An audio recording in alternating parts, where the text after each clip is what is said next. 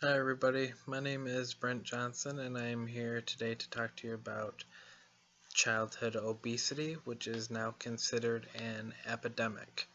The approach I took to discuss my health concern was program evaluation, which we'll come back to in a little bit. First, I'd like to give you a little background information on childhood obesity. According to Copeland, childhood obesity is a child or youth who have a body mass index, which is BMI, equal to or greater than the 95th percentile of the age and gender specific BMI chart. One of the main reasons I was really drawn to obesity was because of how many problems there were and how widespread of an issue this was, and just kind of how it affected the overall body.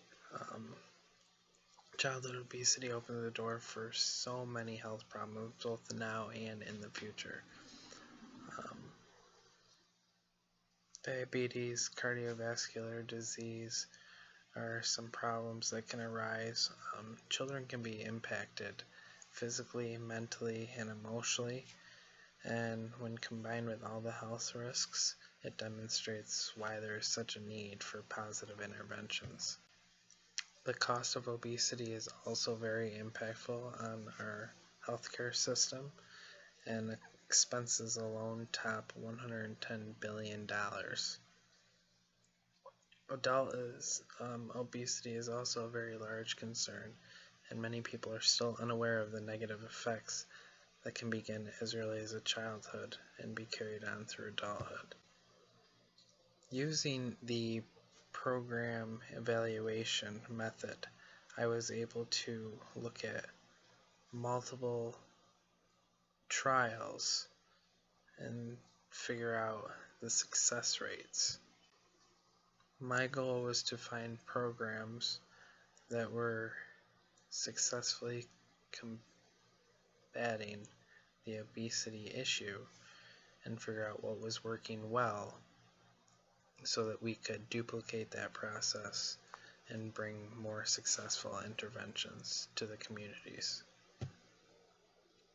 Some common themes between the random control trials, or RCT, were that interventions needed to happen early on. Not only is early intervention key, but it needs to take place on multiple fronts. Knowledge and intervention strategies need to be spread to the individual, to the school system, to the community, and need to be demonstrated within the family. The basic impacts of obesity are always discussed, like overeating, poor diets, lack of physical activity, and too many hours spent in front of the screen.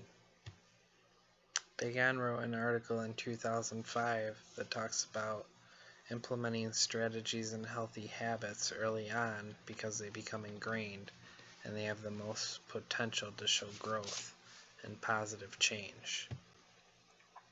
At the school, knowledge needs to be taught to students on why it's so important to have healthy eating habits and why eating foods that are high in fats and sugars and sweeteners are so detrimental to our health. Students also need the opportunity to engage in more physical activity, and school is a great place to start those interventions, to teach the kids, to teach the parents, and hopefully involve more activities that keep people active throughout the community to promote positive change. Another interesting fact that I found was minorities often were in undeserved locations, sometimes poverty-stricken, and often battled with obesity because of disparities such as social stratification, differential exposure, differential susceptibility, and differential consequences. It's very important that these areas are targeted and random controlled trials are implemented in these areas to make sure that children are not falling victim to the obesity epidemic.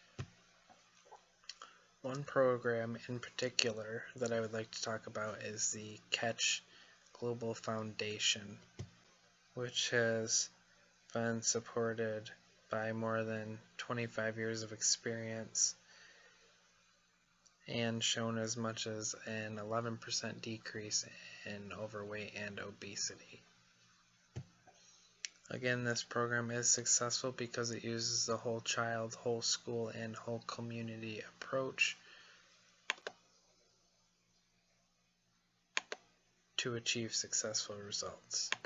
When dealing with children, the most important part is to educate. Students need to know that they can make healthy choices and the benefit that that will have for them in their future. If we as a population continue to implement strategies at a young age and teach children the benefits of eating healthy, exercising more, and staying involved in the community, the obesity epidemic can be stopped.